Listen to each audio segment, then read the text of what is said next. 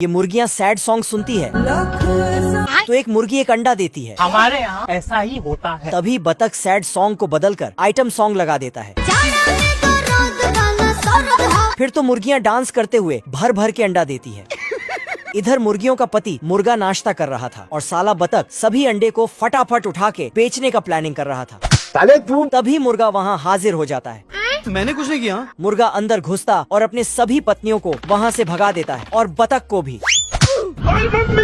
अब देख तू। बतख स्टाइल मार के दरवाजा खोलता है। बाप रे।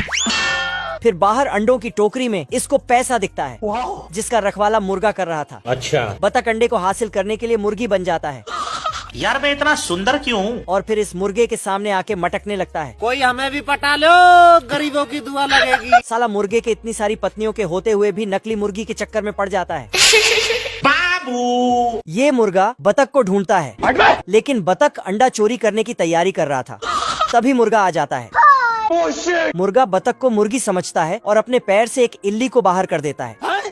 इल्ली भागता तो उसके ऊपर बतख का नकली फूल गिर जाता है। साला मुर्गा बतख को असली मुर्गी समझ के बैठा था। बतख के फूल में इल्ली घुस गया था इसलिए अजीब अजीब हरकतें करता है। साला मुर्गा तो कुछ और ही समझ रहा था। आजा आजा आजा। मुर्गा बतख को पकड़ने आता तो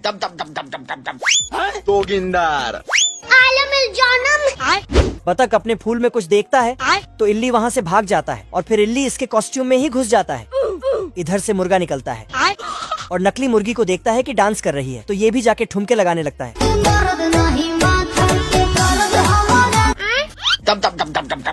ओ भाई ये क्या है? इनका डांस अच्छा लगा तो लाइक कमेंट कर देना। ये मुर्गा और बतख डांस कर रहा था। तभी डांस करते करते बतख अंडे को उठा के फरार होने की सोचता है लेकिन साला मुर्गा बतख को नचाते रहता है। बाप रे। फिर से बतख अपना टारगेट पूरा करने को दौड़ता है लेकिन इसका फूल काम बिगाड़ देता है।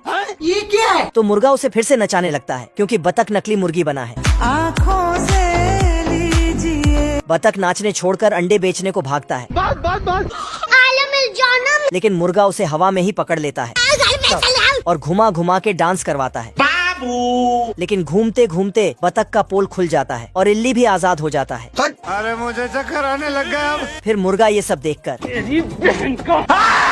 साला बतख अंडे का टोकरी उठा के भागने लगता है तो उसके पीछे मुर्गा भी। साले को छोड़ूंगा नहीं। तभी एक अंडा गिर के टूटता है और उसी में ही बतख फिसल के सब अंडा फोड़ लेता है जिससे बतख का अमीर बनने का सपना भी टूट जाता है। इन दोनों उल्लू को घर के बाहर एक बड़ा सा अंडा मिलता है तो मादा उल्लू उसे अपना अंडा समझकर रख लेती है। फिर बच्चे के लिए कपड़े भी बुनने लगती है। अच्छा। तभी अचानक अंडा टूटने लगता है और तुरंत टूट जाता है। फिर उसमें से एक गिद्ध का बच्चा बाहर निकलता है। उल्लू उस पे एक थप्पड़ लगाने ही वाला था। तभी मादा उल्लू आके इसको समझाती है कि अगर हम इसको पालेंगे तो ये हमारे लिए भर भर कर खाना लाएगा। समझाते समझाते चाय पीने निकल जाती है। तभी साला गिद्ध का बच्चा 5G की स्पीड की तरह अचानक बड़ा हो जाता है। खाने को दे रहे। बेकार है भैया। उल्लू चाय नाश्ता करके वापस गिद्ध के पास आता है और उसको बोलता है मंजिल को भुलाकर जिया तो क्या जिया। लेकिन ये नाटक करने लगता है। तभी इसका बाप इसको फिर इसको इस तरह उड़ने को बोलता है। घर घर घर घर घर घर। लेकिन ये साला नालायक बच्चा चुल्लू भर घोंसले में मुंडी छिपा लेता है तो इसका बाप उल्लू पेड़ का डाली ही काट देता है। बाप रे। बाप रे। इस गिद्ध का बाप उल्लू आता है और मुर्गियों के घर में चोरी करने के लिए इसे अपने साथ ले जाता है। इसे बोलता कि तुम यहीं रहो, हम मुर्गी को निपटा के आते हैं। ठीक है समझ गया। लेकिन मुर्गी इसको ही उठा के बाहर फेंक देती है। बाप रे। सबका बदला लेकर तरफ। फिर एक हथौड़ा देके बोलता जैसे ही मुर्गी बाहर आएगा इससे मुर्गी को मारना। रस्सी जल गई पर बल नहीं गया। तभी मुर्गी को लेके बाहर निकलता है। अरे कोई बचा लो रे। लेकिन ये साला अपने ही बाप को धो डालता है। किधर है? Sorry sorry sorry. फिर से समझा के अंदर जाता है। तू टेंशन मत ले। पर इस बार मुर्गा बाहर आता है और ये साला उसको ही हथौड़ा पकड़ा देता है।